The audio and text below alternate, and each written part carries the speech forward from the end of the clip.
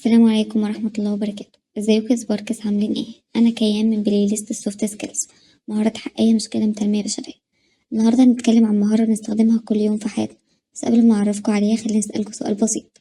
عمرك انطلب منك تحل مشكلة سواء في حياتك او في الشغل او حتى مع حد من قرايبك وحسيت انك تايه ومش عارف تبدأ منين؟ لو ده حصل معاك يبقى الفيديو ده معمول ليك، لان النهاردة هنتكلم عن مهارة حل المشكلات. بس قبل اي حاجة خليني الاول اقولك يعني ايه مشكلة اصلا. المشكلة ببساطة هي الفرق بين وضعك دلوقتي والوضع اللي عايز توصله، وفي النص في حاجة واقفة بينك وبين حلمك، ودي اللي بنطلق عليها اسم المشكلة. وعلشان نحل المشكلة دي هنمشي خطوات بسيطة، مش كلام تحفيزي وخلاص. يعني في الآخر هتفهم وكمان هتعرف تطبق. وخلينا نبدأ بأول خطوة من الخطوات عشان نوصل للحل. وأول خطوة معانا هي ازاي نحدد المشكلة صح.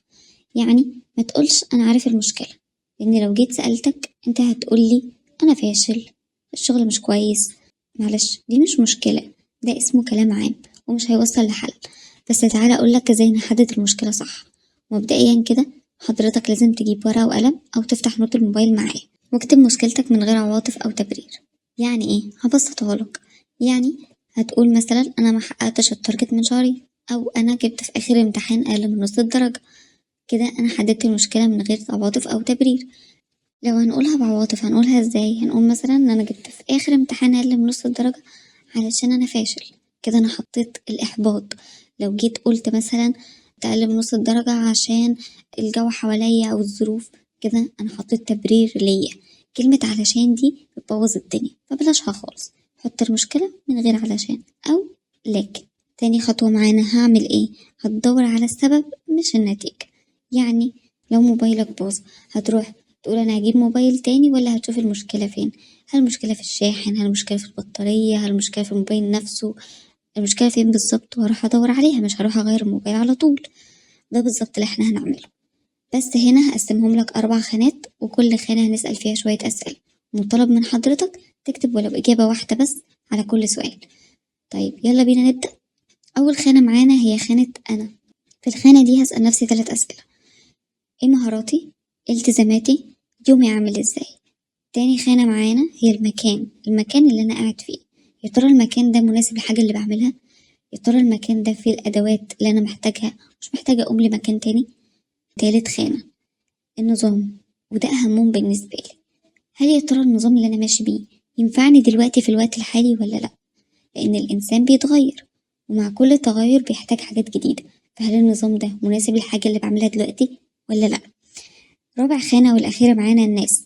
هل الناس اللي حواليا ضاغطين عليا؟ هل الناس اللي حواليا أنا عملت معاهم مشكلة أو هم عملوا معايا مشكلة ومخلياني قاعد أفكر ومش مركز هعمل إيه بعد كده؟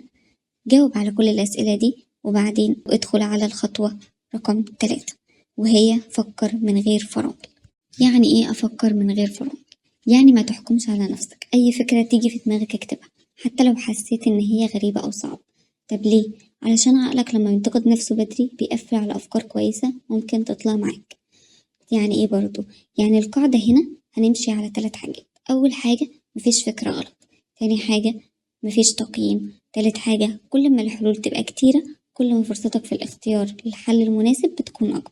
طيب خلاص، حددنا المشكلة وطلعنا الحلول وكمان شفنا السبب مش النتيجة. ايه اللي بعده؟ ان احنا نختار الحل الصح. دلوقتي بس نقدر نبتدي في التقييم. خد كل حل من الحلول اللي طلعت معاك واسأل نفسك 4 أسئلة. أول سؤال: الحل ده هيحل المشكلة بنسبة قد ايه؟ الحل ده هيكلفني قد ايه؟ الحل ده فيه مخاطر ولا لأ؟ الحل ده أقدر أنفذه ولا لأ؟ كل سؤال من دول اديله 1 من 5، وفي الآخر اجمعهم. أعلى مجموع بيساوي أفضل حل تبدأ بيه. الخطوة ال5: خلي الحل خطة. ما ينفعش تقول هحاول أذاكر أكتر، دي مش خطة، دي أمنية.